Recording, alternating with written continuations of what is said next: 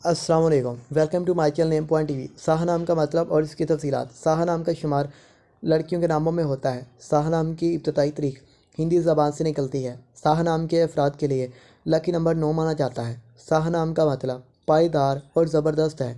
साहा नाम के अफराद के लिए मुआफ़िक और फ़ायदेमंद नंबरों में 1, 3, 7, 8, 9, 13 और 17 शामिल हैं। हिंसों के हिसाब के मुताबिक साहा नाम के अफराद के लिए हुक्मरानी वाले घंटे 3 AM से 5 AM हैं, जबकि खुशकिस्मत दिनों में जुम्मा शमता शामिल है। साहा के आकम सैरों में यूरेनियत शामिल है। खुशकिस्मती वाली दातों में हिंसों के हिसाब से लोहा शामिल है। साहा नाम के अफराद के लिए मुआफ़िक रंगों में नीला, बनफी, काला शामिल है। साहा नाम के अफराद के लिए मुआफ़िक पत्थरों में नीलम शामिल है, जबकि मतमादल मुआफ़िक पत्थरों में नीलम, हकीक, दूधिया पत्थर और जामनी पत्थर शामिल है। साहा नाम के अफराद का असूल ज़िंदगी है कि आप ज़िंदगी की बारीकियों को जानना चाहते हैं, आप ज़िंदगी के हर पहलू को समझना चाहते हैं, आप लाइफ में आगे बढ़ना चाहते हैं, कुछ नया और